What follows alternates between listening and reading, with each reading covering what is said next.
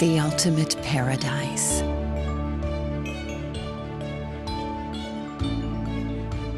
A luxurious escapade.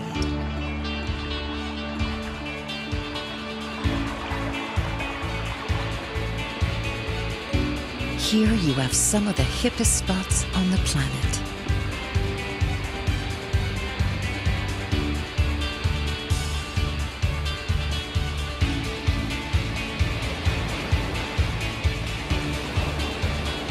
Release your inhibitions for an adventure of a lifetime. Or adrenaline rushes.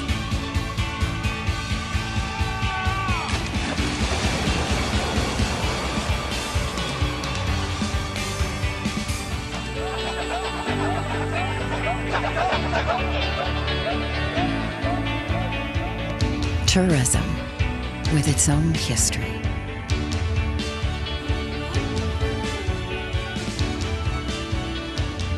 Branded hospitality.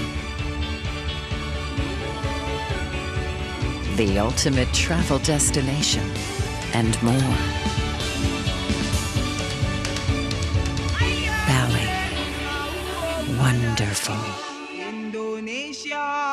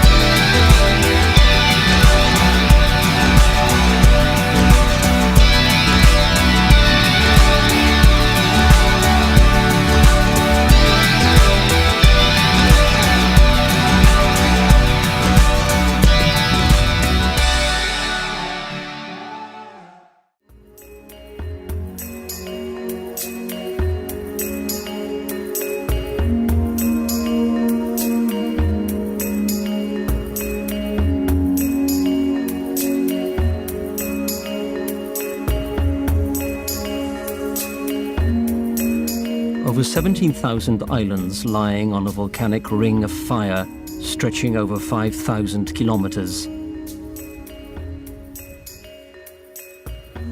A country of 250 million people that speak over 700 dialects. The most populous Muslim country in the world that, however, is not an Islamic state. Indonesia. Located in Southeast Asia, between the waters of the Indian Ocean and the Pacific, Indonesia has been inhabited since the times of Homo erectus, known as Java man, who lived on these islands 1.5 million years ago. In the first centuries of the modern era, Indonesians maintained close links with Indians, so that with time they adopted their culture and religion, Hinduism as well as Buddhism, evidence of which can be found in the splendid Javan temples of Prambanan and Borobudur that survive to the present.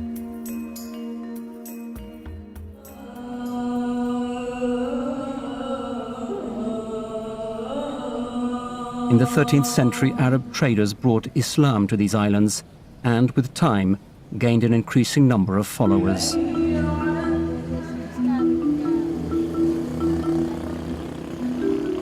The search for cloves and sandalwood saw the arrival of the Portuguese on the archipelago in the 16th century, followed by Spaniards and the Dutch. The Dutch East India Company subjugated most of the countries of Java and controlled Indonesia's trade, in due course annexing the country as a Dutch colony.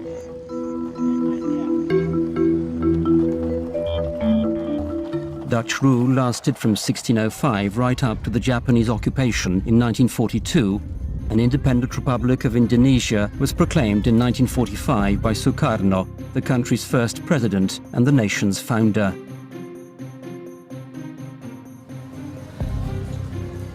In 1965, General Suharto took control after a mysterious coup d'etat.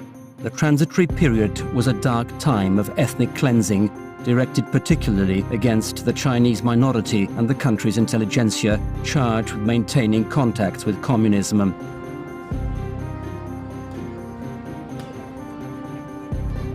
The many years of Suharto's authoritative rule, though characterized by economic prosperity as well as oppressive policies directed at ethnic and religious minorities, ended in 1998 with the Asiatic economic crisis and student protests. And so began the Reformasi period, characterized by a gradual return to democracy.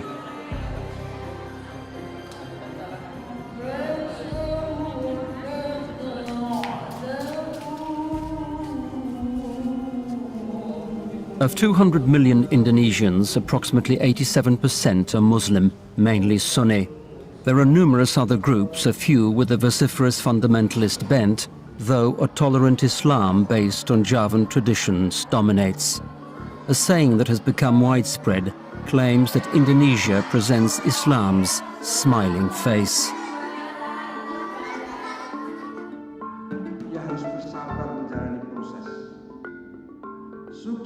Though the world's biggest Muslim country, Indonesia has not become an Islamic state. It remains an experiment of peaceful coexistence of various religions, reflected in the country's motto, unity in diversity. This is not, however, a laic country. Faith in God, reflected in the country's 6 official religions, Islam, Hinduism, Buddhism, Confucianism, Catholicism and Protestantism, is reflected in the nation's constitution. The country is based on Pancasila, 5 principles formulated by President Sukarno, the already mentioned belief in God, a just and civilized humanity, national unity, democracy and social justice.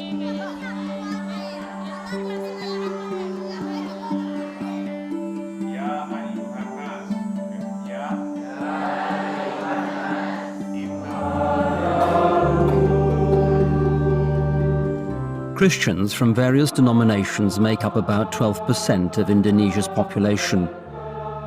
3%, 7 million Indonesians, admit to being Catholic. The circumstances of Christians, however, vary considerably from region to region. The island of Flores is practically uniquely inhabited by Catholics, whilst Sharia law applies in the special autonomous district of Aceh.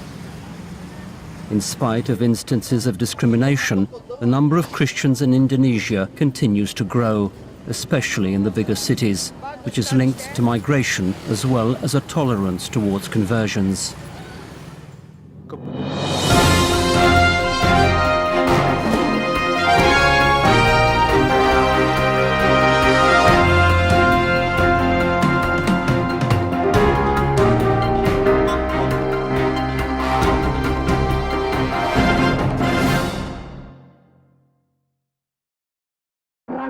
Human Rights Watch research in Indonesia shows a very worrying uptick in religious intolerance, which is being expressed in acts of intimidation, harassment, threats, and deadly violence. These incidents are occurring with alarming frequency on a weekly basis, sometimes even on a daily basis. Orang Syiah ini masih ada sampai habis katanya. Apalagi yang tua, bayinya mau dihabiskan, biar habis, biar tak itu katanya, biar tak nular katanya. In August 2012, the Shia community in Sampang, East Java, was attacked by a group of militants who burnt down more than 50 houses. One man was burnt to death and another was seriously injured as a result of this attack.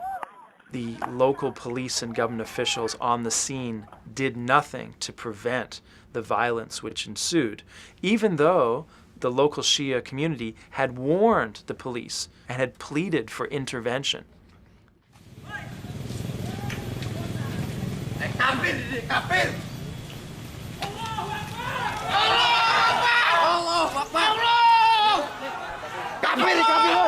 The perpetrators of this violence are vigilante-style thugs who follow a very traditionalist strain of Sunni Islam.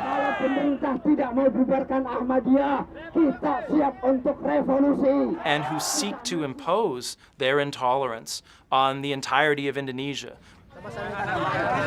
The Cusick attack was really the most brutal attack that we've seen in Indonesia in recent years. A group of Islamist militants attacked a community of Ahmadiyya and bludgeoned to death 3 members of that community. Police were at the scene, but failed to adequately intervene. It's all too common in areas where religious minorities live that both the police and the local government officials fail to protect the minorities when they're under attack, and in some cases actually assist the perpetrators in victimizing religious minorities. Building permits are a tool that local governments often use to restrict religious minorities from constructing houses of worship. The Philadelphia Church has no church building and has to operate under constant harassment from militants, reading passages from the Quran.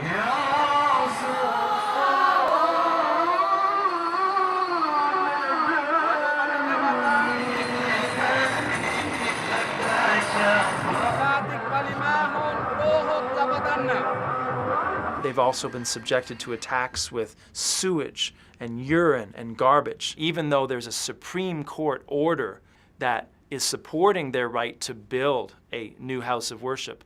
The local authorities refuse to allow that to happen.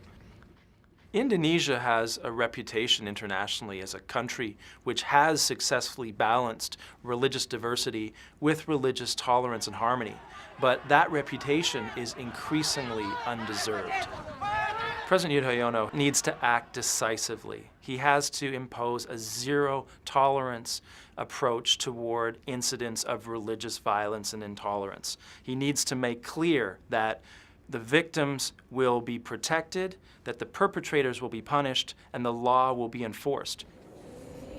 The deteriorating state of religious freedom was underlined in a report by Human Rights Watch published in 2013 that sharply criticized previous President Susilo Bambang Yudhoyono for idleness in the face of increasingly radical cases of human rights abuses, describing him as co-responsible for the persecution of religious minorities. Considerable hope of change comes with the election of young President Joko Widodo, who won mass sympathy from Indonesians.